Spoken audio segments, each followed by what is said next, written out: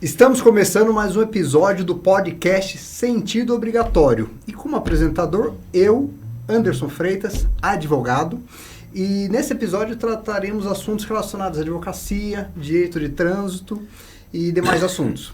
Como convidados hoje, temos uma pessoa ilustre, que eu prezo demais, é uma referência para mim na advocacia, e é o Dr. Luiz Nazaré. Tudo bem, doutor? Tudo bem, Anderson. Agradeço a oportunidade de estar aqui com você, podendo conversar e trazer alguma coisa da nossa experiência aí, principalmente para a garotada que se interessa pelo assunto jurídico e se interessa pelas situações que o país vive em termos de julgamentos e tribunais, que é algo que está sempre na grande mídia aí, né? Legal. Posso te chamar de Luiz? Claro. Eu sei que você não gosta da alcunha de doutor. Não, pode chamar de Luiz. Bem, para começarmos aqui nosso episódio, eu vou falar um pouco do currículo do nosso convidado. Luiz Antônio Ferreira Nazaré Júnior, nome comprido, né? É advogado criminal há mais de 30 anos, especialista em direito penal e processual penal pela Escola Paulista de Magistratura, mestrando em Direito, Inovação e Tecnologia na Universidade de São Caetano do Sul. Membro do IBBCRIM, Instituto Brasileiro de Ciências Criminais, ex-integrante do Instituto de Defesa do Direito e Defesa, professor universitário e cursos preparatórios há mais de 20 anos. Muito bacana, parabéns pelo seu currículo.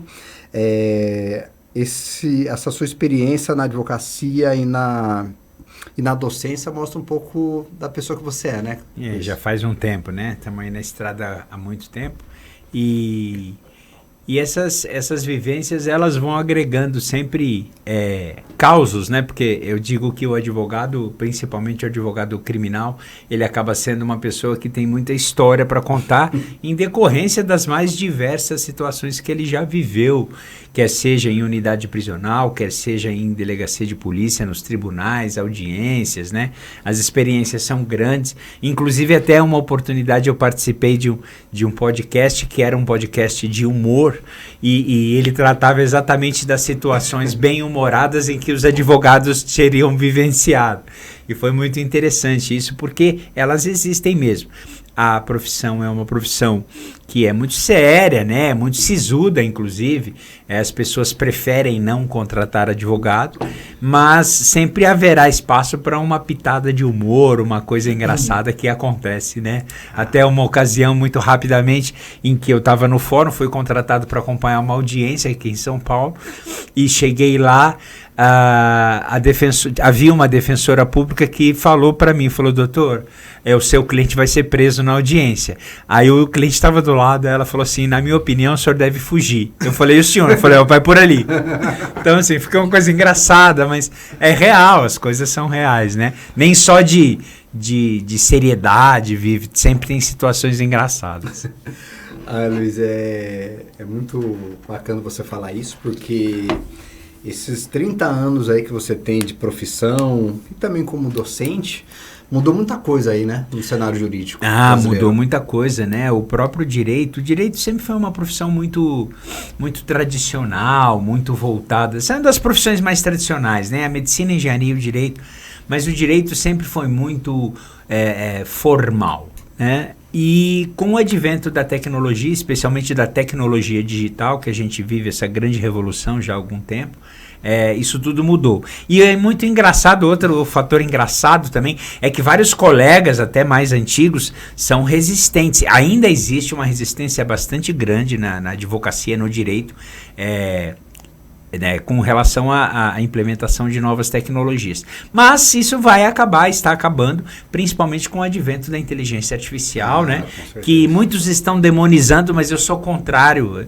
Eu avalio que seja muito importante que todos nós usemos a inteligência artificial, mas assim como a bebida alcoólica, né? Usemos com moderação. Com moderação, não que devamos usar pouco, mas que devamos usar com sabedoria, né? A inteligência artificial é uma ferramenta de auxílio. Ela não substitui o nosso trabalho, ela não substitui as nossas pesquisas, mas ela pode ser um ponto de partida e ela pode ser uma contraposição. Muitas vezes a gente está com um tipo de estratégia e você usa a inteligência artificial, ela te traz um detalhe que você havia esquecido. Exatamente. Então você vai implementar com isso, não que você vá...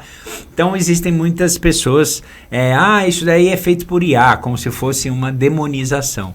Eu discordo, eu avalio que assim, ela chegou para ficar e ela vai tomar cada vez mais espaço, especialmente das profissões da área de humanas, né? Todas elas, mas a área de humanas também, por conta de ser algo que nos ajuda a raciocinar e nós vivemos de argumento, de estratégia, de raciocínio. Né? Entendi. Ô Luiz, eu sei que nesses últimos 30 anos muita coisa mudou, né? No Brasil, no mundo e na advocacia não é diferente, né? Você falou da questão da tecnologia, a gente sabe que mudou muita coisa nesses últimos 30 anos. Advento da internet, questão das redes sociais e agora a questão, o advento da inteligência artificial generativa, né? Mas, puxando um pouco para quando você começou a atuar como advogado, existem desafios que ainda são perenes na advocacia, de 30 anos atrás e hoje? Existem sim. É uma questão muito mais humana. Normalmente, aí eu falo mais puxando para o lado da advocacia criminal. Quem procura um advogado na área criminal normalmente está envolvido ou deverá se envolver num ato ilícito criminal. E isso demanda uma atenção muito específica, isso demanda um cuidado muito específico. O direito e outras ciências têm diversas ferramentas para você poder trabalhar, mas o contato visual, a conversa com o cliente, o amparo, né, o acolhimento que o advogado criminal precisa ter. Eu, por exemplo, eu atendo um cliente, ele se encontra preso em decorrência de um crime que ele praticou, ele está condenado definitivamente. Sim. Estamos trabalhando em outras frentes e ele tem uma situação, ele é um ser humano, ele tem uma situação muito característica que ele precisa, do ponto de vista psicológico, que eu converse com ele pelo menos uma vez a cada 15 dias. Senão ele entra em crise, claro que nós conversamos por meio de videoconferência, agendada, tudo regulamentar, né? O sistema penitenciário providencia essa situação, mas assim, ele tem essa demanda, lógico, é um trabalho, esse trabalho é remunerado, evidentemente, mas assim, eu não posso me furtar a deixar de lado a humanidade.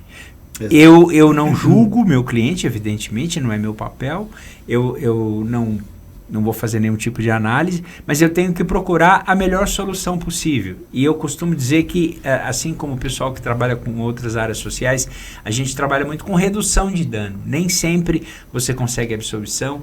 E voltando à questão essencial da sua indagação, existe sim, essa questão vai ser uma questão muito difícil de ser vencida pela tecnologia, que é a questão pessoal, é o olho no olho, é a conversa, é a oitiva, né? Eu preciso ouvir o cliente, não só o cliente, principalmente os familiares do cliente. Ontem eu fiquei numa videoconferência por 2 horas com 12 familiares de um cliente, porque eles têm dúvidas, e aí vem ao encontro da minha segunda atividade, que é de professor. Então eu tive que explicar, houve um defeito no processo, que passou desapercebido, e eu estou lutando para o reconhecimento desse defeito, e eu tenho que explicar para uma pessoa que é absolutamente leiga, da melhor maneira possível. Para mim é sempre um desafio, e eu fico muito satisfeito quando a pessoa entende, né?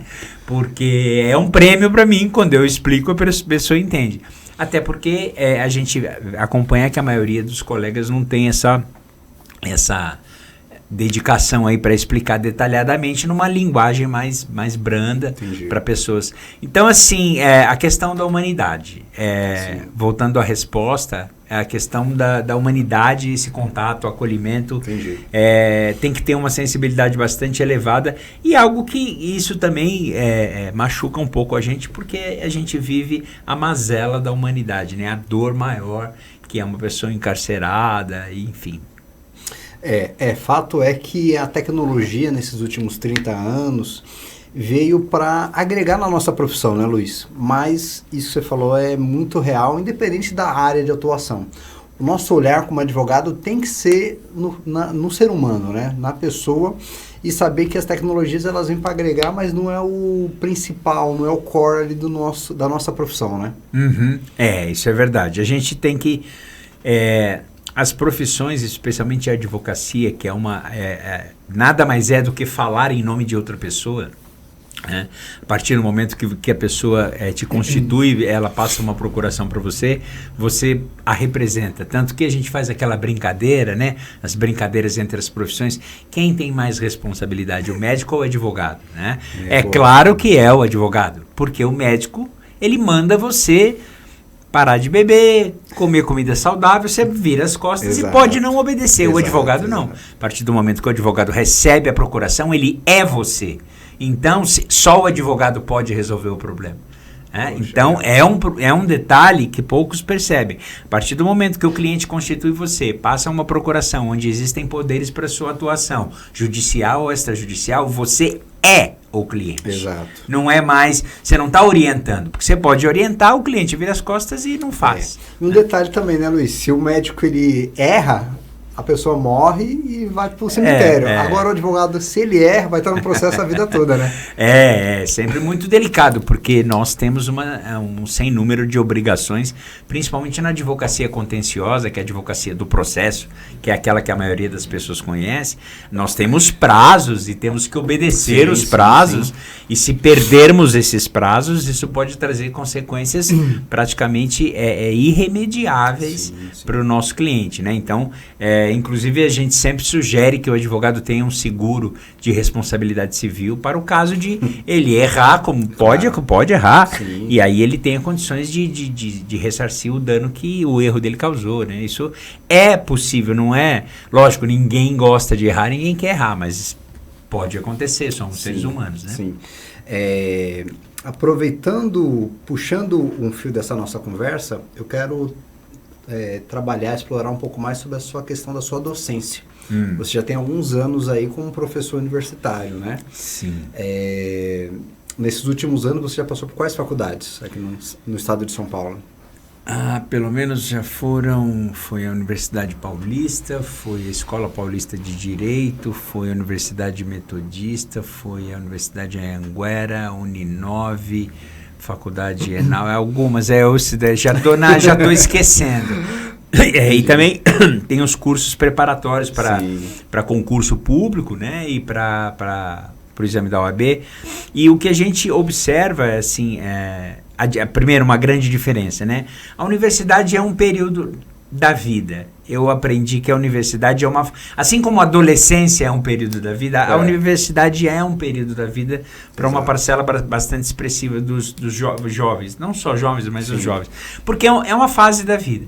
E por que eu estou dizendo isso? Porque muitas vezes essa fase da vida, ela é encarada não com toda a seriedade que precisa ser. Então, assim, o aluno vai na faculdade, faz amizade, aí começa um relacionamento afetivo, aí vamos tomar uma cerveja, aí a gente combina uma viagem, combina um churrasco. É realmente um admirável mundo novo, especialmente para quem saiu do ensino médio, né? Tá ali com 17, 18, 19, 20 anos, tá ali, né? Entrando na vida adulta, é tudo muito bacana. Agora, muitos se esquecem de empregar a seriedade. Sim. Veja, eu sempre falo com os meus alunos, vocês estão aqui para aprender uma profissão. Até agora, vocês estudaram física, química, matemática, história, geografia, inglês, né? Porque vocês precisavam de uma formação de base. Agora aqui, o que vocês aprenderem aqui é o que vai transformar a vida de vocês em termos profissionais, em termos materiais. Se você vai se dar bem, vai ganhar dinheiro, vai constituir um patrimônio, vai ter sucesso financeiro, material, vai ser em decorrência daquilo que você vai aprender aqui. Então, é aquela brincadeira, você quer colar? Eu dou uma aula que eles adoram, que eu aviso a eles que eu os ensino a colar. Eu falo assim, claro, eu fui aluno, eu ainda sou aluno, fui aluno de vários. Então eu tenho estratégias para colar, exatamente, pode colar, fica à vontade, você vai passar de ano. E eu vou mais, você vai concluir a graduação e você vai em algum momento ser aprovado no exame da ordem. A grande dificuldade será transformar essa licença, né, porque nada mais é do que uma licença que a OAB lhe confere, transformar essa licença em conta paga. Aí eu quero ver.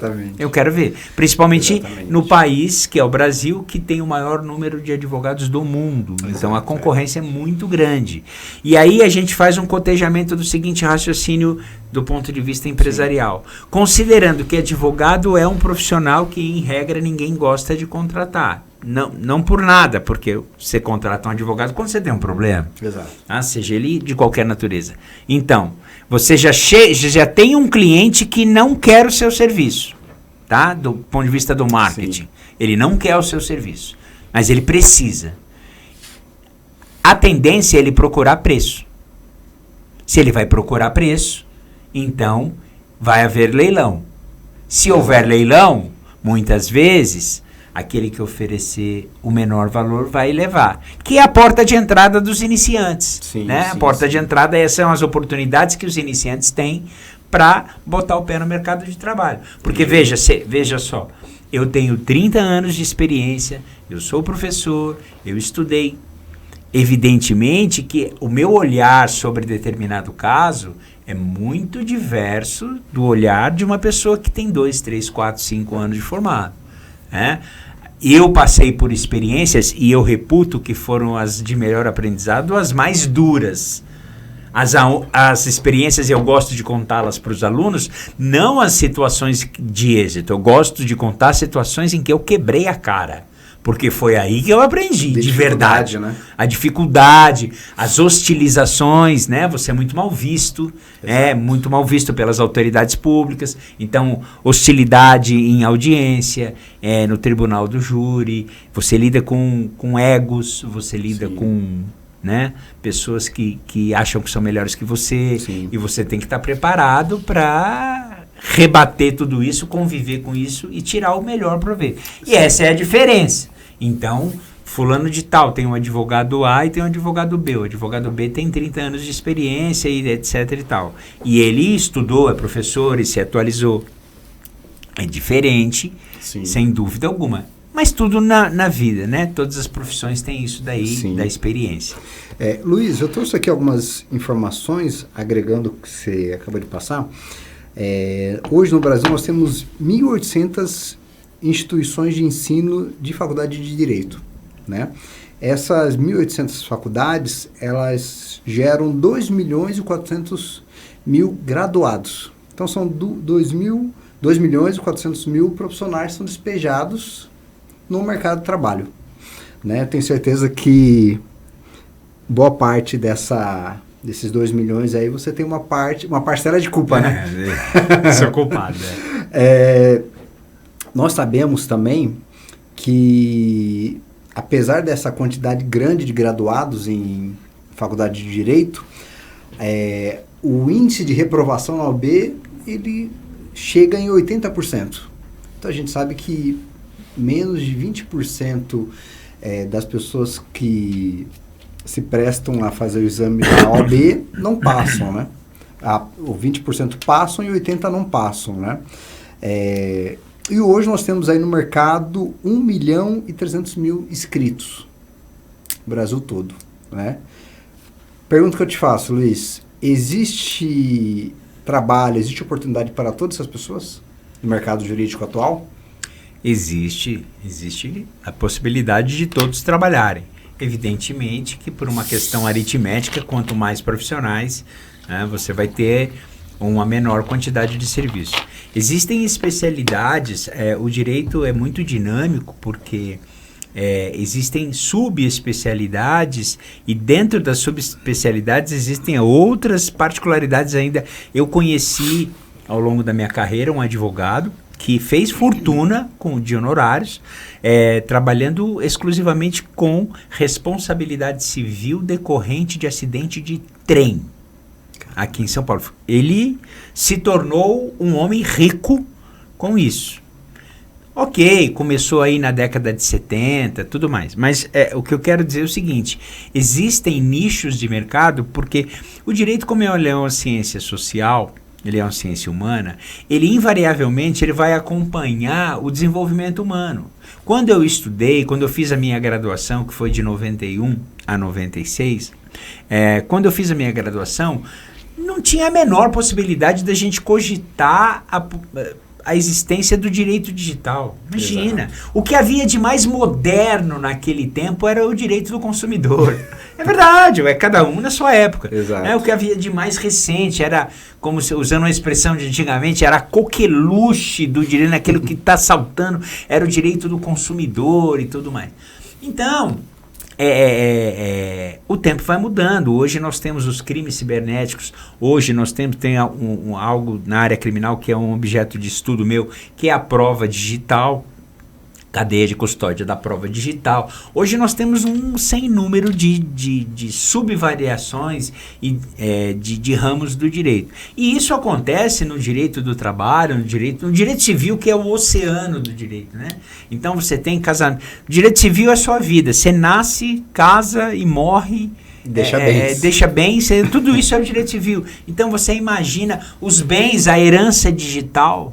Exato. Imagina uma pessoa, um influencer digital, nós sabemos que tem diversos Sim. hoje, com milhões de seguidores, e essa pessoa morre. Ele deixa um patrimônio digital. E aí? Exato. Entendeu? Então, são situações sociais que, invariavelmente, vão interferir no regramento disso, no direito. Então existem os ramos tradicionais, né? Sim, sim. O direito civil, penal, empresarial, societário, e existem as combinações. Eu, por exemplo, tenho um grande amigo, advogado, doutor pela USP, inclusive, é meu grande parceiro, além de amigo, ele é meu grande parceiro porque ele é advogado empresarialista, ele é autor de coleções de livros, mas invariavelmente quando vai cuidar de questões societárias, existem brigas entre sócios. Essas brigas geram ofensas, essas ofensas são crimes contra a honra, e aí eu entro em cena. Entendi. Entendeu? Na área de família, tem um outro grande amigo também, professor, advogado da área de família, tem lá as brigas, e as brigas viram crime e eu sou chamado para atuar. Então, existem as combinações. Fora a diversidade de áreas, você tem as combinações de uma com a outra. E ao longo desses anos, você vai fazendo parceria, vai conhecendo pessoas e as pessoas vão conhecendo o seu trabalho e isso vai agregando valor. Agora, você tem que gostar de lidar com isso, não adianta. Conheço também muita gente boa que se formou em direito, é bacharel, alguns até são inscritos na OAB, foram aprovados no exame da OAB, mas não gostam de advogar, porque não gostam do litígio ou não gostam do ramo, né? Acontece. Sim. Existe uma tendência de, por que você não estuda direito e tal? Mas às vezes a pessoa não gosta, né? O essencial, em termos de mercado também, é falar da vocação, daquilo que você Exato. gosta. Aquilo que você gosta, você vai fazer melhor, você vai estudar, você vai ler a respeito, você vai se interessar e, naturalmente, por uma questão lógica, você vai acabar se tornando um bom profissional naquele ramo, até porque você mergulha naquilo. Atualmente por uma questão de demanda de serviço e até por gosto, eu tenho me dedicado não só à prova digital, mas também tenho me dedicado à execução penal. Sim. Então, assim, eu tenho lido artigos, eu tenho procurado alguma coisa fora do país, o sistema penitenciário, que é um ponto que me interessa. Então, a gente vai se aprofundando e, naturalmente, né, a gente vai melhorando e você vai se tornando, criando autoridade, se tornando referência nesses mercados. Entendi. E aí tem mercado para todo mundo, sim. Agora, tem que arregaçar as mangas e trabalhar como em toda a profissão, né? Mas isso que você está dizendo é interessante, porque eu, no meu caso, sou especialista em direito de trânsito, né? É até então uma área pouco explorada há poucos anos, né? Então... Eu poderia até te fazer uma pergunta, já que você fez esse levantamento estatístico. Existe alguma faculdade no Brasil que na sua grade das disciplinas tem direito de trânsito? Não tem. Então, não tem. Não tem. Tá vendo? Exato. Então, existe poucas especializações. Você hoje tem a sua carteira de clientes, a sua atuação profissional da advocacia voltada em grande parte para o direito de trânsito. Exato. E é uma disciplina que você não teve na faculdade, que eu não tive na faculdade. E que mesmo as faculdades mais conceituadas aí, não tem também. Não tem. Não tem. E não terão, porque... Muito provavelmente as faculdades que se voltaram para um meio mais empreendedor, elas vão voltar para a questão da empresa, elas vão gostar da questão tributária, a questão da gestão, mas essa questão não, eu vou me arriscar aqui a dizer que jamais você vai ter você pode até dar uma palestra, dar curso, quando houver um concurso, você ser contratado, mas dificilmente você vai, de forma regular, lecionar direito de trânsito numa faculdade. E, no entanto, você hoje é uma referência aqui, que a gente sabe, em direito de trânsito. E, então, quem perder a sua CNH, fale com o Dr. Anderson, né? Exato. Ô, Luiz, é muito importante a gente falar desses desafios aí do jovem advogado, né? Hoje, só o que a faculdade ensina é o suficiente para um formando ser um advogado de sucesso? Jamais. Desde a minha época, eu inventei uma estatística, né? Estatística minha, né? Claro. Eu reputo, eu fui um aluno muito chato na faculdade, porque eu vinha de outra graduação, né? Eu sou formado em educação física, trabalhei com educação física há muitos anos, mas assim, eu ingressei na faculdade de Direito, buscando primeiramente a carreira diplomática, e depois eu me desvirtuei. E eu passei naquele tempo sem internet, sem computador, era livro, e eu comecei a gostar demais. Eu nunca tinha gostado tanto de algo como eu gostei do direito. E eu me tornei uma pessoa extremamente chata, quase perdi amigos, porque eu só estudava, eu era chato mesmo. Mas por quê? Porque eu gostava, só por isso, não queria ser melhor do que ninguém. Mas isso me tornou uma certa referência. E eu reputo, voltando à minha estatística particular, que assim, de 100% daquilo que a gente precisa para exercer a advocacia, a faculdade te dá, quando muito, 40%. No máximo, se você estudar com muito afinco e for muito dedicado, o máximo que ela vai te dar vai ser 35% a 40%. O resto você tem que buscar fora. E hoje, mais do que nunca, com toda essa revolução tecnológica digital, e não só o acesso ao conhecimento, o acesso ao conhecimento. Hoje, no meu tempo de exame de OAB, e eu fiz o último exame de OAB oral, você vê como eu tô, eu sou praticamente uma espécie ameaçada de extinção. Eu fiz o último exame oral da OAB, né? Antigamente havia exame, a prova de múltipla escolha, a prova prático profissional, e depois o exame oral. Entendi. Eu fiz o último. Quando eu me preparava para o exame da OAB, você tinha que correr atrás de livros. Eu me recordo que eu morava em São Paulo, de me socorrer da biblioteca do Tribunal de Justiça, da biblioteca Mário de Andrade, e assim, e sem recurso para ficar comprando livro. Hoje você, do conforto da sua casa, você até de forma gratuita, você tem acesso a muitas aulas de qualidade. Democratizou o acesso. Demais! Você tem o CNJ, o Conselho Nacional de Justiça, com aquele Saber Direito, você tem uma série de canais, vídeos, você pode escolher por tema. Enfim, tem uma série de... Qualquer pessoa pode estudar para o exame da ordem, para qualquer concurso público de dentro da sua casa. Então é muito mais, ainda que tenha algum investimento para assinar e para comprar algum curso, mas é muito mais fácil. E por ser mais fácil, o conhecimento é muito maior e é muito mais rápido. Então se o jovem, a jovem advogada, querem ter um espaço no mercado, é importante basicamente, se eu puder dar algum conselho para alguém, eu acho que da minha idade já está autorizando, eu já diria que uma advogada, um advogado, isso eu aprendi na faculdade com um professor brilhante que eu tive, professor Alexandre, de Direito Comercial naquele tempo, e ele era formado em cinema pela USP. Caramba. E ele disse uma coisa que eu passo para frente. Então, você tem que, um bom advogado, independentemente da área que ele vai atuar, independente de ser preventivo, contencioso, ele tem uma pessoa que tem que ter cultura.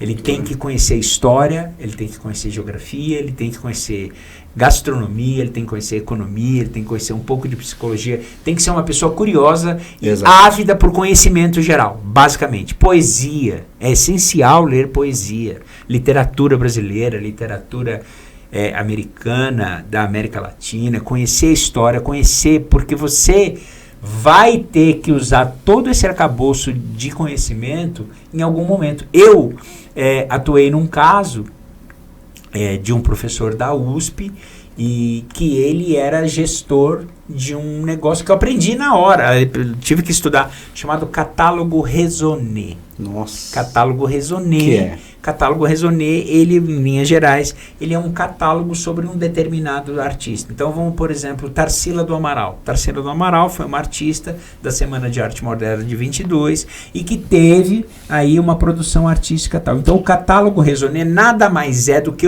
entre aspas, o currículo dela. Né? E isso tem valor econômico, tem valor artístico, tem valor cultural, isso tem valor na universidade, na academia, isso é motivo de briga, é motivo de autoria, é direito autoral. Então o negócio se espraia. Olha só como o direito ele vai desdobrando. Eu tive que estudar, eu tive que ir na USP, eu tive que conversar com marchands, eu tive que conversar com pessoas que conhecem de arte, que são curadores de exposições, eu tive que ir no museu da língua portuguesa. Tudo isso para atender às necessidades do meu cliente, que tinha um embate com relação a alguns catálogos Raisonné, assim como de Cavalcante, outros tantos. Tudo isso, Guilherme de Almeida, tudo isso eu precisei aprender. Eu nunca, jamais teria acesso a esse tipo de informação, a esse mundo, que é um mundo das artes, Exato. É um mundo milionário, um mundo à parte, né? Assim como outros existem. Eu tive que conhecer sobre isso, exatamente para poder entender e estabelecer a estratégia. Então, assim, quem gosta de ler, quem gosta de estudar, quem gosta de conhecimento, está no caminho certo. Sim, conhecimento técnico da sua área, mas também conhecimento geral. É necessário conhecer política, é necessário você conhecer a fina flor da riqueza material, mas é necessário você também conhecer a periferia, a cultura periférica, é necessário você transitar em todos esses mundos.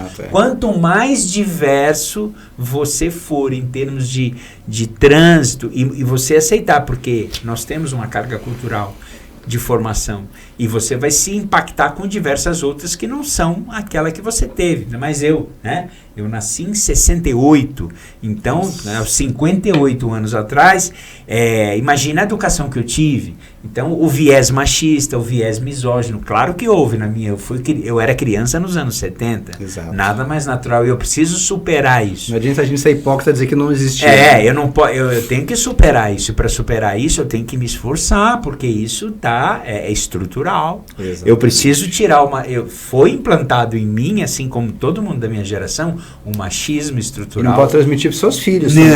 Não só isso, eu não posso transmitir para os meus filhos, eu tenho um aluno e meus alunos. Exato. Quem são meus alunos? Meus filhos mais velhos. Exato. Então tem que, e é um esforço, porque tudo que é cultural, tudo que é estrutural, isso está impregnado na gente. A gente tem que lutar contra isso.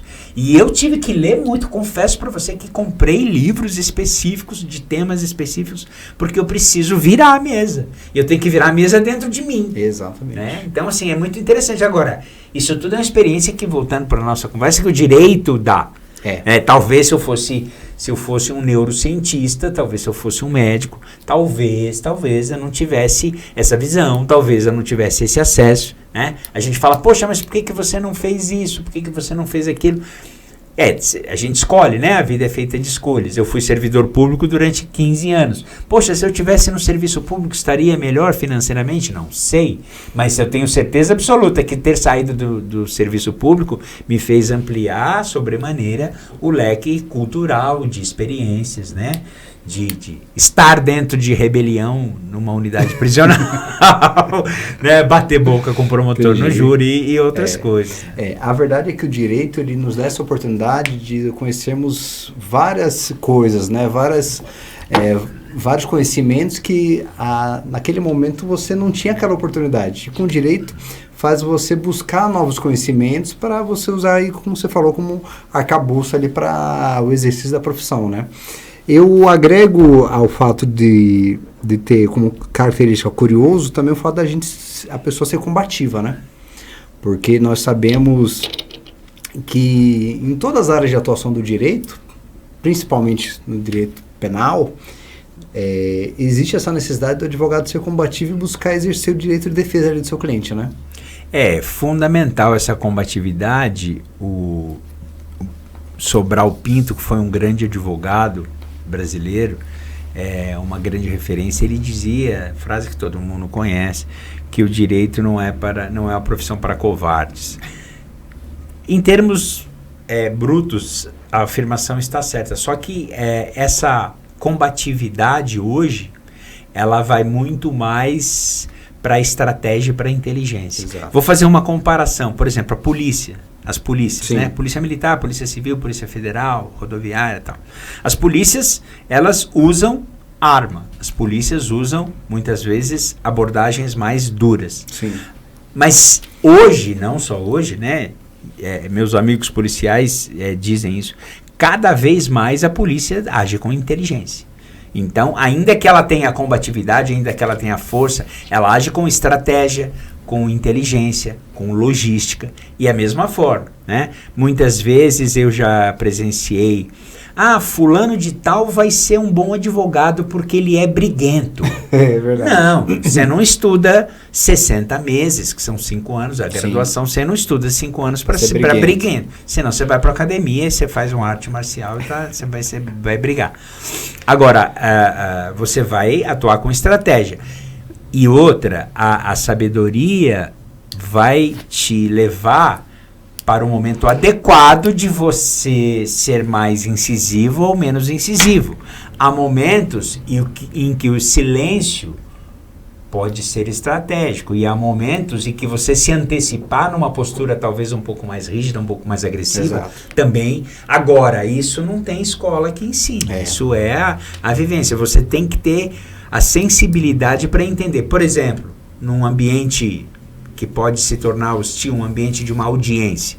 No ambiente de uma audiência, se você começar a sentir que a condução pelo juiz, as manifestações, no meu caso, que tem o Ministério Público, as manifestações estão partindo para transbordar os limites talvez da cordialidade, Exato. da urbanidade, você tem que se posicionar, você tem que tomar uma atitude, né? Ou até num ambiente mais hostil ainda, que é ao plenário do tribunal do júri. Então, você levantar a voz, você não levantar a voz,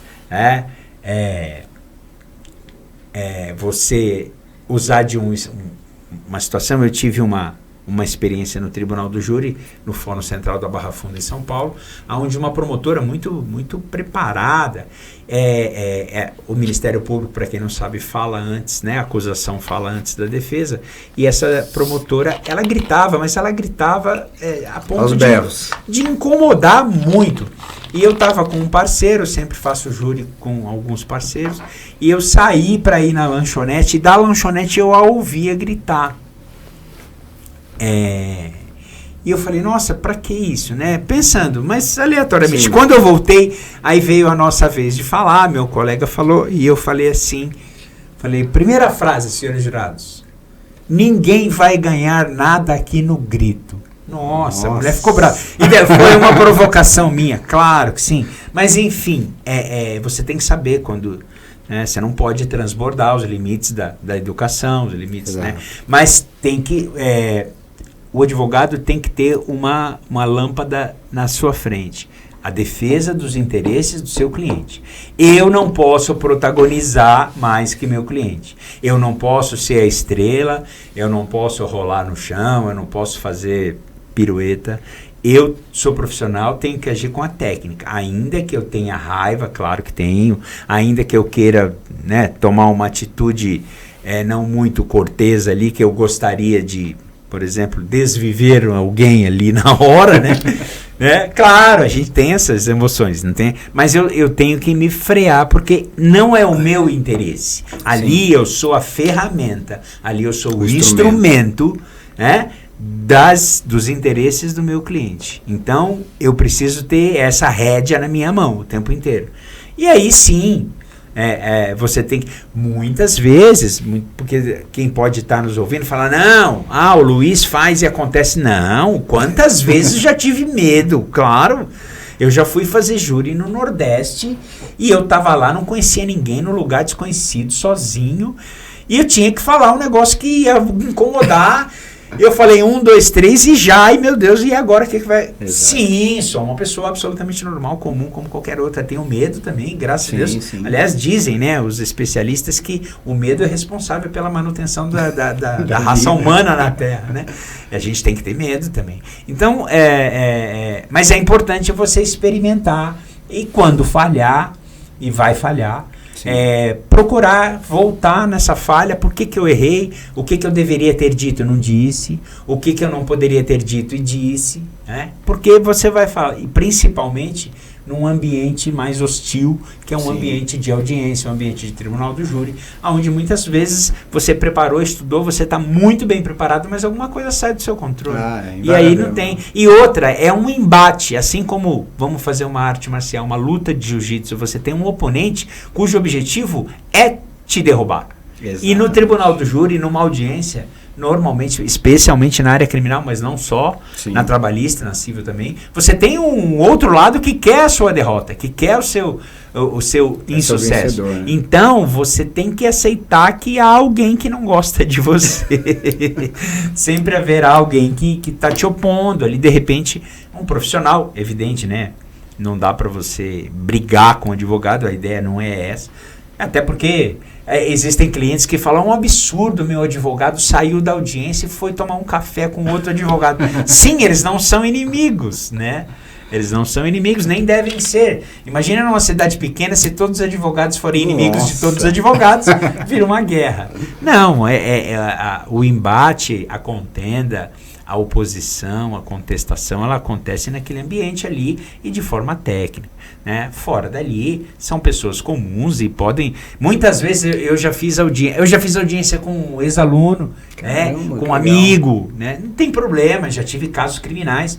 Eu de um lado e um amigo meu, que se tornou amigo porque foi meu aluno, filho de um advogado famosíssimo, festejadíssimo, um dos maiores do Brasil, que o filho dele é meu amigo.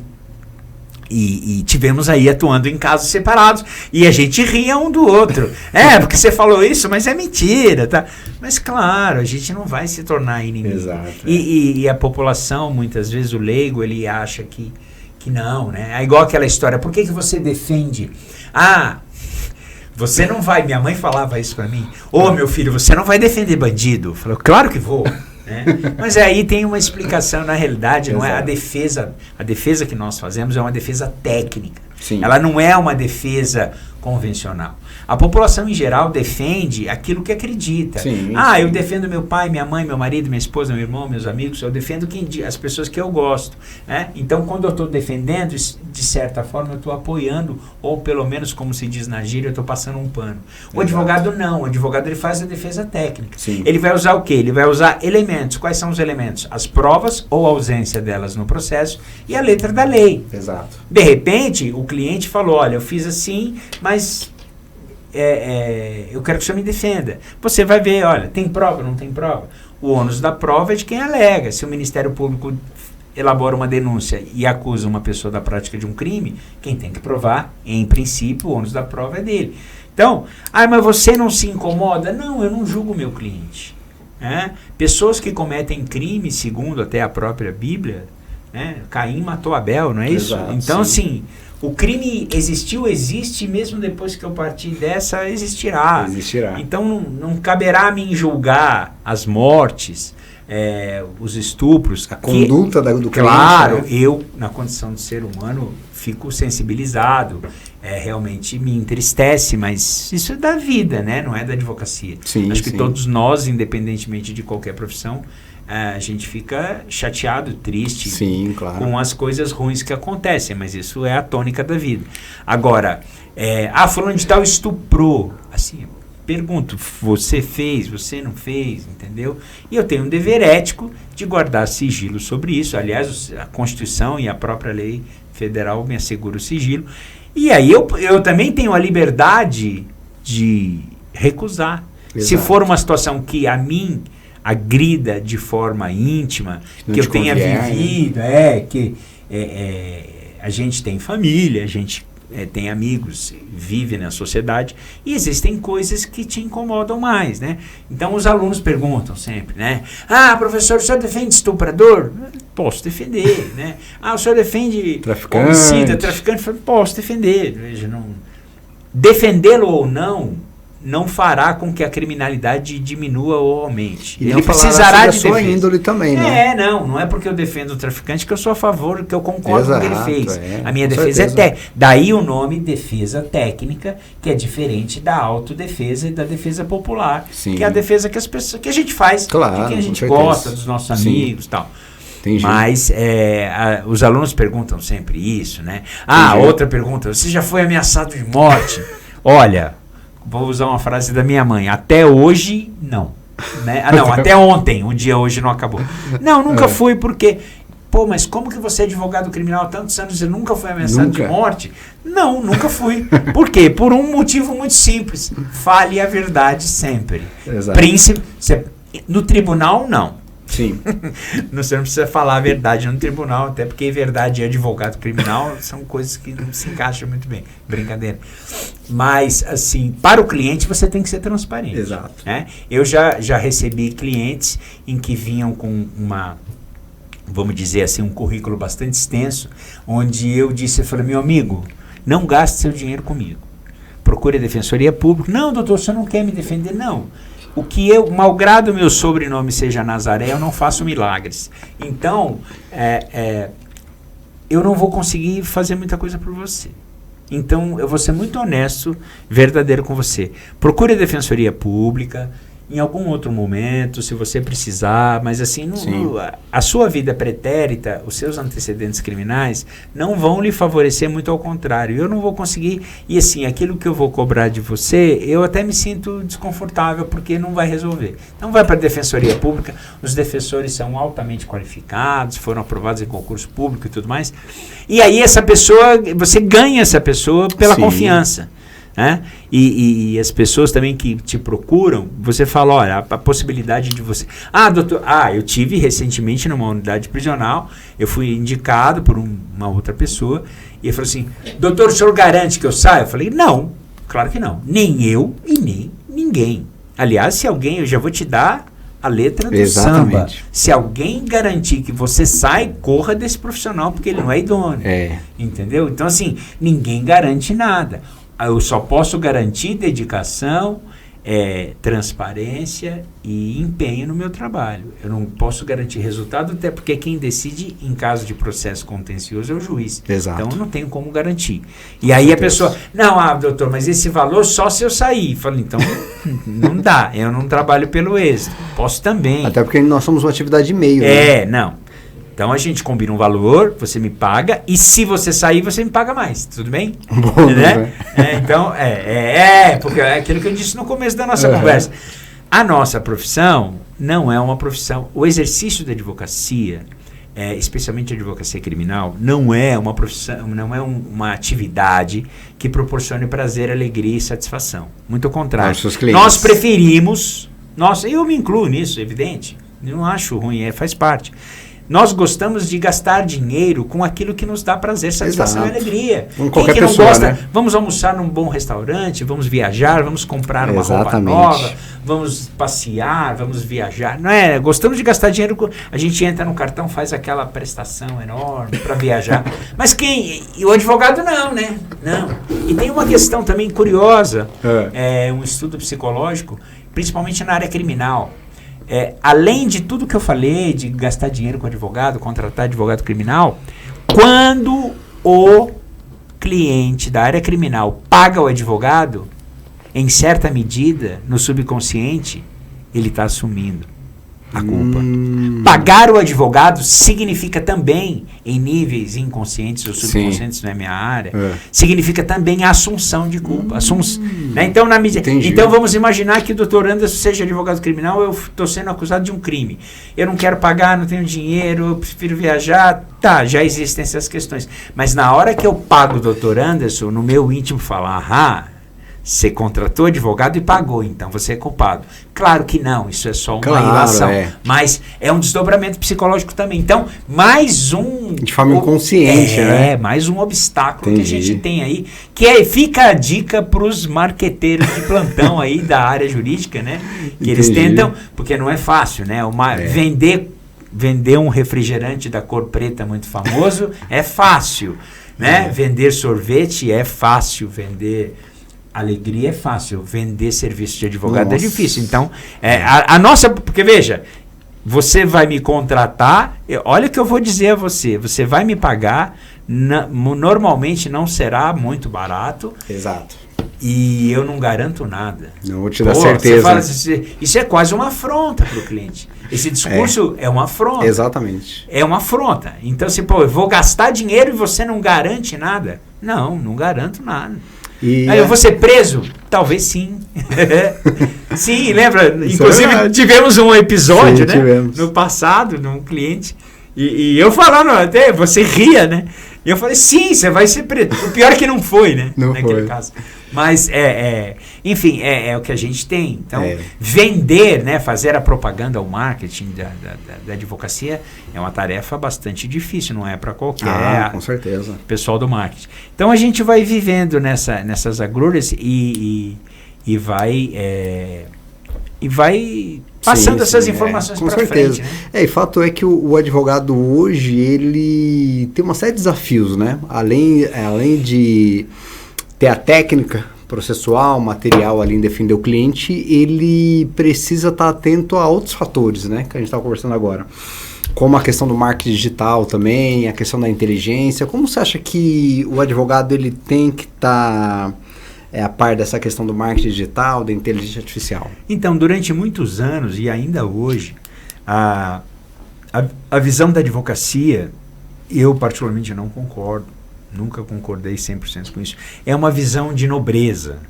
A advocacia é um sacerdócio, é uma profissão, é uma atividade nobre, e se distanciando da questão empreendedora, da questão financeira. Eu sou contra, né? Eu sou contra isso. Você deve saber que nos Estados Unidos, por exemplo, os advogados fazem propaganda em outdoor na rua. Exatamente. Não só nos Estados Unidos, em outros países, o advogado fala, olha, o ano de 2025 eu ganhei tais causas, ele faz propaganda. Também acho que não deva chegar nesse ponto, mas, assim, impedir a propaganda ou dificultar a propaganda, falar, não pode captar cliente. Se eu não captar cliente, eu vou viver do quê? De brisa? A OAB, ela restringe muito a gente. Né? Ainda já evoluiu. Melhorou bastante. Existe um provimento cujo número eu me recordo, um provimento do Conselho Federal da OAB, já flexibilizando, permitindo o marketing. Não há como fazer diferente. Claro. Como é que...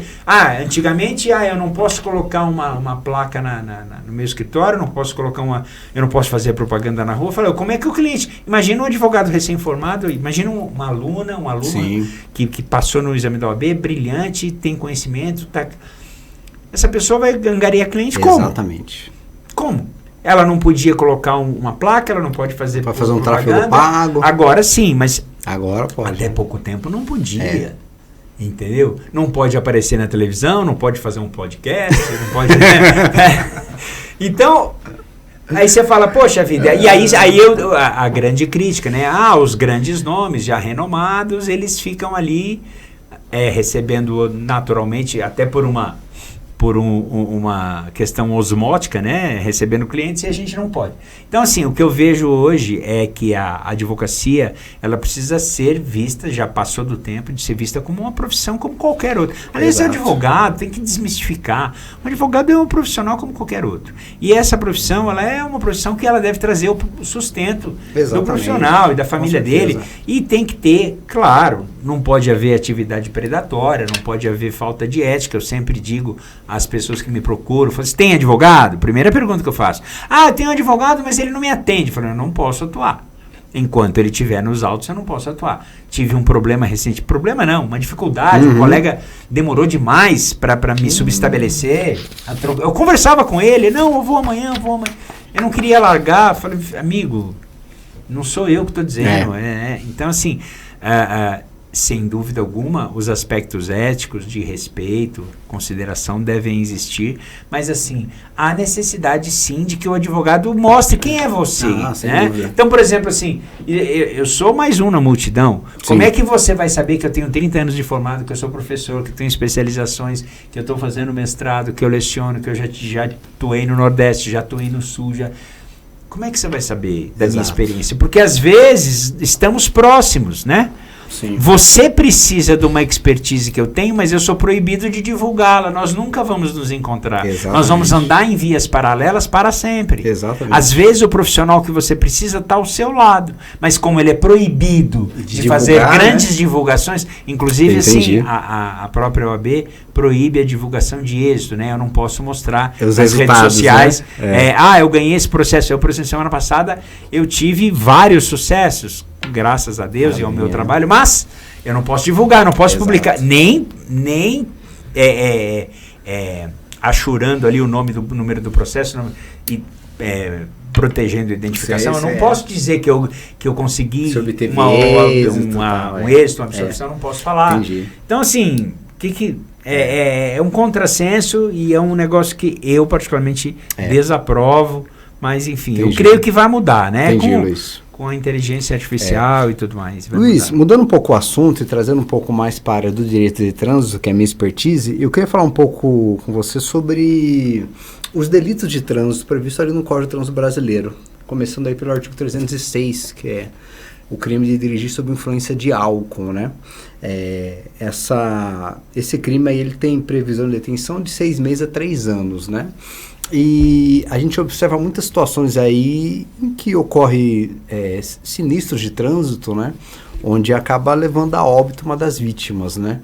Você acha que a partir do momento que a pessoa está se envolvendo naquele acidente de trânsito, que tecnicamente nós chamamos de sinistro, né, de trânsito, e ele estava alcoolizado, você acha que aquela situação pode ser encarada como um dolo eventual? Como é que você vê como advogado criminalista? O dolo, na verdade, é a intenção, né? Até traduzir para o pessoal que não é da área. O que é dolo? É dolo, não é dolo, é dolo. Dolo é a intenção, é quando a pessoa quer. Né? Então, eu quero matar alguém, por exemplo, então eu vou lá e mato a pessoa. Eu quero matar. E eu posso e tenho a culpa que eu mato quando eu não quero, por imperícia, imprudência ou negligência. Existe uma fronteira sempre muito discutível, que é o chamado dolo eventual, que ele é como se houvesse duas cidades, uma cidade chamada culpa, outra cidade chamada dolo, e no meio tem a divisa. E essa divisa, ela pode ser dolo eventual ou culpa consciente. O dolo eventual, a doutrina, né, e eu vou repetir aqui, aí ele assume o risco de produzir o resultado. A gente fica repetindo isso, mas o que é assumir? Vamos falar para a pessoa que não conhece. O que é assumir o risco de não produzir o resultado? Eu pratiquei o crime, né? Eu me colocar numa situação que, sabidamente, eu corro o risco de produzir o resultado. Vamos trazer para o seu exemplo. Veja, todos nós sabemos, sem sombra de dúvida, toda pessoa medianamente, baixamente culta, inteligente, sabe que a ingestão de bebida alcoólica provoca sérias interferências nos reflexos. E os reflexos são mecanismos dos quais a gente precisa para conduzir um veículo automotor. Então, todo mundo sabe, todas as pessoas sabem, sem exceção, que ingerir bebida alcoólica e dirigir um veículo automotor a possibilidade de gerar um acidente, ela aumenta aí num percentual talvez de 90%. Diretamente ligado à quantidade de bebida alcoólica ingerida. Então, numa situação como essa, eu ajo sim com dolo eventual. Por que eu ajo com dolo eventual? Eu sei que existe esse risco. Exato. Eu já li, eu já ouvi, eu já vi casos. As formas pelas quais eu consigo me informar, todas elas já me trouxeram informação de que pessoas tiveram acidentes, fatais ou não, após a ingestão de bebida alcoólica e a condução de veículo automotor. Entendi. Certo? Então, assim, é algo conhecido, famoso, sabido. Então, sim, claro. Esse é o dolo eventual. Então, no dolo eventual é dolo. Exato. Se é dolo e eu após ingerir bebida alcoólica, dirigir veículo automotor, provoquei um acidente causando homicídio, e aí não é o homicídio do trânsito, do Código de Trânsito Brasileiro, mas sim o homicídio do Código Penal, artigo 121, cometi um homicídio, serei julgado pelo tribunal do júri, porque o tribunal do júri julga os crimes dolosos, ou seja, os crimes intencionais contra a vida, tentados ou consumados. Então, mesmo evidente que o juiz, todos irão me perguntar, mas você queria matar aquela pessoa? Claro que eu não queria. Eu não queria diretamente, mas todo o meu comportamento foi no sentido de assumir o risco de produzir resultado. Veja, por mais inculto, imbecil que eu possa ser, eu sei, todos sabemos, sem exceção. Eu arriscaria dizer que no mundo inteiro não há uma pessoa adulta que não saiba disso. Né? Eu me arriscaria a dizer. Então, aí sim. Agora, vamos trazer para o outro lado vamos atravessar para o outro lado da rua. Lembra que tem a rua? Então tem o dolo eventual e tem a culpa consciente. Na culpa consciente, sim, eu acho que pode dar errado, mas não tenho certeza. Então vamos usar o trânsito, né? Aliás, o melhor exemplo sempre é o trânsito. Estou numa via, numa estrada, né? Numa autoestrada, pista única de mão dupla. E eu decido retornar. E eu não tenho área para fazer o retorno. E eu, pela minha experiência, pela minha visão, pelo que eu estou vendo aqui, pela potência do motor do meu carro, eu acho que rapidamente eu posso fazer uma conversão no meio da pista. E quando eu faço essa conversão, eu venho colidir com uma carreta, por exemplo. Isso está mais para a culpa consciente. Por quê? Porque, veja, eu não assumi um risco de produzir o resultado. Eu sabia da possibilidade de dar errado, mas eu acreditava piamente que ela não ocorreria. E eu criei na minha cabeça os mecanismos de que ela não ocorreria. Eu falei, eu tenho experiência, o meu carro tem potência, e eu não estou vendo nenhum carro vindo na direção contrária. E eu faço a manobra. Sim. E no que eu faço a manobra, acontece o acidente. É culpa consciente. Aí é culpa, não é dolo. Então, é como se nós pudéssemos lidar com cores. Né? Então, eu tenho uma cor mais carregada para o dolo eventual, naquele primeiro exemplo, e eu tenho uma cor mais desbotada para a culpa consciente. E o inverso também. Entendeu? Como se fosse uma paleta de cores, a gente analisa o dolo.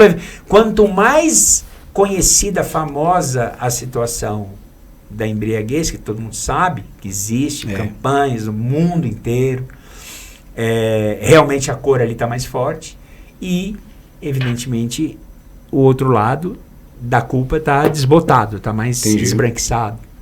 Ao passo que eu inverto na questão da manobra, aí eu tenho, né? Então, tem os dois lados. Entendi. Porque é interessante a gente conversar sobre isso, porque muitas pessoas não sabem das consequências criminais, né? De dirigir sob influência de álcool. Nós temos ali, previsto no artigo 65, a penalidade de suspensão de dirigir por 12 meses, né? Mas a multa pecuniária de R$ 2.094,70. Mas, ao mesmo tempo, a partir do momento que se verifica que a pessoa estava sob efeito de álcool, até mesmo através de um etilômetro, um nível acima de 0,34 por litro de sangue, a pessoa ali ela vai estar respondendo criminalmente. Né? Luiz, nessa seara da pessoa estar constatado que está dirigindo sob influência de álcool, a gente sabe que a pena ali é uma detenção de 6 meses a 3 anos, né? Caberia aí aquela questão da nova figura do direito penal, o acordo de não persecução penal, como é que funcionaria aí? Quais são as consequências?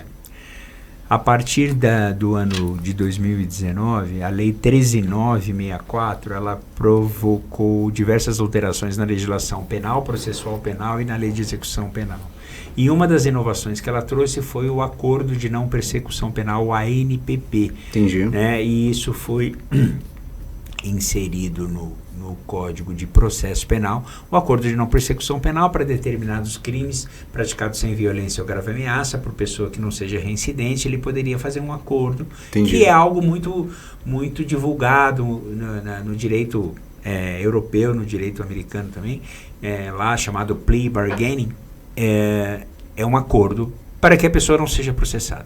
No caso brasileiro, existem outros benefícios previstos em lei. Considerando que a pena da embriaguez ao volante, ela seja uma pena, a pena mínima inferior a 1 ano, existe a possibilidade da suspensão condicional do processo. A suspensão condicional do processo, ela é prevista no artigo 89 da Lei 9.099 de 95, aonde a pessoa envolvida numa infração cuja pena mínima seja de até 1 ano, o juiz recebe a denúncia, existe o processo, e esse processo ele é suspenso por um período de 2 a 4 anos, sob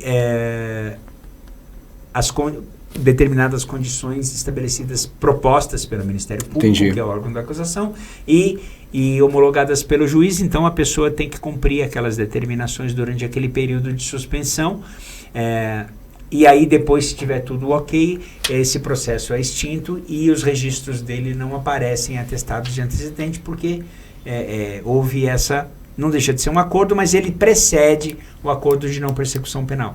Existem mecanismos despenalizadores na lei penal brasileira, mas não se assustem, eles são destinados normalmente a infrações que não sejam crimes hediondos, praticadas sem violência ou grave ameaça, e a infrações cuja pena seja mais branda. Tudo isso por uma questão de política criminal, a fim de que as pessoas não sejam condenadas e presas por qualquer coisa, né? Até porque o sistema penitenciário é muito caro. Então, há necessidade de que nós prendamos com inteligência, né? Eu gosto de uma frase do meu querido mestre, professor Auri Lopes Júnior, onde ele fala que prender é civilizatório. E é civilizatório, mas tem que prender corretamente, né? Não é sair prendendo de qualquer jeito. O Brasil, todos sabemos, o Brasil é o 3º país do mundo com maior população carcerária. E assim, porque se prende muito mal, prende-se por qualquer coisa, né? Um país marcado por ditadura militar, autoritarismo. Então, vou te prender, né? Tem aquele ditado, fulano de tal manda prender e manda soltar. Sendo que quem tem mais poder é quem manda soltar, não quem manda Exatamente. Prender qualquer um pode. Entendi. Mas, enfim... existem outros benefícios, né? Em caso de infrações penais de menor potencial ofensivo, onde a infração penal, a pena máxima é de 2 anos, assim como desacato, né? Ninguém pode ser preso por desacato, a menos que reincida. Entendi. Existem benefícios exatamente para desviar do sistema penitenciário pessoas que não precisam ficar lá, né? A prisão ela é destinada à pessoa que ofereça risco à sociedade. Entendi. Então, existe uma política criminal para isso. Agora, nesse caso, você deu um exemplo que você falou da embriaguez ao volante e logo depois um homicídio. Exato. Então, nesse caso, a situação mudaria de figura, porque uma coisa, eu ingerir bebida alcoólica, conduzir o carro e ser abordado pela autoridade policial. Isso. Eu pratiquei o crime. Se eu tenho a quantidade lá de sangue por litro, eu vou praticar o crime. Agora, se desse crime em concurso material, eu provoco um homicídio, porque aí eu já estava... Por que o homicídio aconteceu? Ele aconteceu porque eu conduzi meu veículo de forma inadequada em decorrência do uso de álcool, da ingestão de bebida alcoólica. Então, aí eu tenho um quadro completamente diferente. Aí não. Se aí o meu dolo eventual, ele se transmudou num dolo mortal, aí eu não vou ter mais os benefícios da lei. Aí, muito provavelmente, o Ministério Público, que é o titular da ação penal, irá me denunciar por homicídio comum, homicídio do Código Penal, e eu responderei o processo e muito provavelmente serei julgado pelo conselho de sentença do tribunal do júri da região onde eu pratiquei o crime. Entendi. Ô Luiz, eu queria falar, já estamos encerrando aí, caminhando para o final do nosso episódio. Eu queria falar sobre a questão da figura da autoincriminação, né, de não produzir provas contra si. Eu acredito que essa figura veio do direito penal, né? E existe isso também no direito de trânsito, né? Onde previsto ali no artigo 65A, recusar se submeter ao teste do etilômetro, né? Eu queria que você me dissesse um pouco mais sobre essa questão da figura da não autoincriminação, de não produzir provas contra si. O direito à não incriminação, ele até decorre do direito natural. É o direito, todos nós, independentemente do direito, independentemente até da vida em sociedade, todos nós, como animais, temos um instinto de autopreservação. Então, a origem disso tudo está aí. Qualquer animal vivo, se atacado, vai contra-atacar ou pelo menos fugir. Sim. Então, isso é autodefesa. A partir daí, de uma maneira bastante grotesca, né, mas evoluindo, surge aí nas grandes regulamentações internacionais o direito, eu tenho o direito de não produzir prova contra mim mesmo, isso tudo consagrado na Constituição e tudo mais. Acontece, porém, que no caso específico da subsunção ao etilômetro, o indivíduo ele não é obrigado, e realmente nenhuma autoridade de trânsito, nenhuma autoridade policial vai obrigá-lo a se submeter a esse exame ali local, até porque também tem questões de padrão de equipamento, né? Tem tudo isso que muitas vezes é utilizado na defesa. Mas se o legislador não pode obrigar a autoridade policial ou de trânsito a fazer com que o indivíduo sob suspeita se submeta ao exame, a legislação pode dar uma volta ao redor. Como assim? Ele pode fidelizar, como de fato faz, ele pode fidelizar a palavra da autoridade policial em termos de relato, né? Relato. Existem pessoas que ingeriram uma quantidade bastante elevada de bebida alcoólica e cuja feição, comportamento, atitude naquele instante, ela já mostra, inclusive até o odor muitas vezes, ela já mostra que ingeriu a quantidade de álcool. Isso até já virou meme em redes sociais, né? A pessoa submetida ao etilômetro e a pessoa vai tomar o etilômetro como se fosse mais um gole da bebida. Por aí vai, né? Algumas brincadeiras.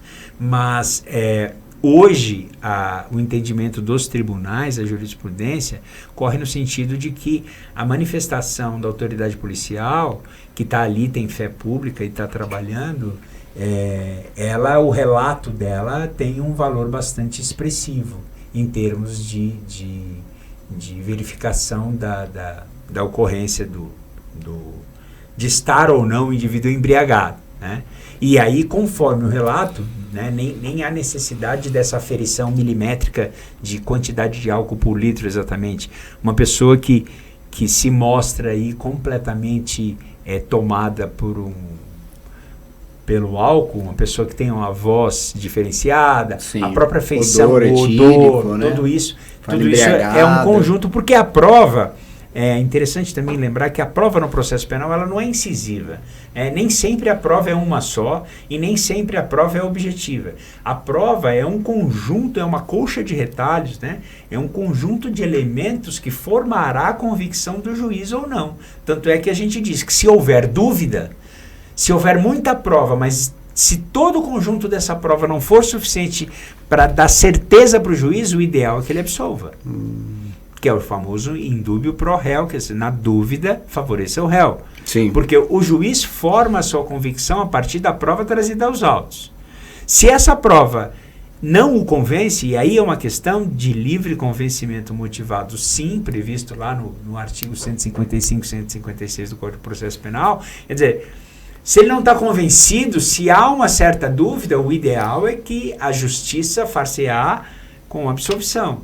Até porque, sob a ótica da criminologia, se o indivíduo for realmente um criminoso contumaz, uma pessoa dada atividade ilícita, uma pessoa que faz do crime seu meio de vida, o que ela vai fazer? Ela vai voltar. Ela vai voltar. Invariavelmente ela volta a praticar o crime. Isso a criminologia já provou cientificamente. Entendi. Luiz, muito obrigado por esse episódio. A sua presença aqui só enriqueceu o nosso podcast. Tenho certeza que a nossa audiência sai desse episódio com mais conhecimentos, com mais sabedoria sobre advocacia, sobre direito de trânsito e sobre a vida principalmente, né? Tenho certeza que você é uma figura ímpar e que trouxe e agregou muito conhecimento a nós aqui. Muito obrigado, eu que agradeço. Para as pessoas que querem conhecer um pouco mais sobre o Luiz, onde você pode ser encontrado? Posso ser encontrado em São Caetano do Sul, né? Depois a gente coloca aí nas redes sociais aí, coloca os contatos, a gente, né, até esclarecimento de dúvida. O problema o meu defeito é esse, né? A pessoa tem dúvida, tira uma dúvida, eu sou professor, claro que sim, né? O problema é que às vezes a dúvida vira o caso de uma novela. Mas eu estou nas redes sociais, professor Nazaré, e no Instagram, e a gente conversa por lá. Meu escritório é em São Caetano do Sul, aqui na região do Grande ABC, mas transitamos aí pelo Brasil inteiro, atuamos em diversos casos aí na região norte, sul, centro-oeste, né? Inclusive aí algumas questões mais graves aí envolvendo latifundiários aí, que desviveram outras pessoas, mas acontece. E eu quero deixar claro também que é uma satisfação muito grande, é muito prazeroso, satisfativo para mim poder conversar com você, que é um grande amigo, antes de qualquer coisa, mas assim, poder trazer um pouco dessa vivência de tudo que eu apanhei. Será que eu não posso ajudar alguém, né? Tudo que eu já passei, todas as alegrias, todas as tristezas, as derrotas, as vitórias, né? As situações de dificuldade que todo advogado passa em todos os sentidos, tudo que eu já passei, eu acho que é muito, muito gratificante poder transmitir um pouco disso e para fazer com que as pessoas, as novas gerações, sofram menos com isso. Né? Muito obrigado, foi uma satisfação, um prazer. Legal. Eu vou colocar aqui o seu perfil do Instagram na tela para que a gente possa... para que a nossa audiência aí possa te seguir, saber um pouco mais sobre o professor, advogado, Luiz Nazaré. Edir, pode colocar na tela, por favor. O seu Instagram é professor Luiz com Z, né? Só um instante, por favor. Tá. Tá. Ele só não tem o esse. Isso, Então, assim, o Instagram é professor Luiz Nazaré com TH no final. E Luiz com Z. E como é que é o bordão que você fala? Você é Nazaré? Mas eu não faço milagre. Pessoal, esse é o Instagram do nosso convidado, tá? Professor Luiz Nazaré. Dúvidas, esclarecimentos, pode chamar o doutor, professor, no Instagram dele, que ele vai atender a todos aí com muita atenção, muito carinho, tá bom? Eu, como apresentador, meu perfil já é Eu Sou Anderson Freitas. Eu tô no Instagram, também tô à disposição para tirar quaisquer dúvidas, tá bom? E em breve nós vamos colocar trechos aí do nosso podcast também no meu Instagram, ok? Forte abraço a todos, muito obrigado pela audiência e nos vemos em breve.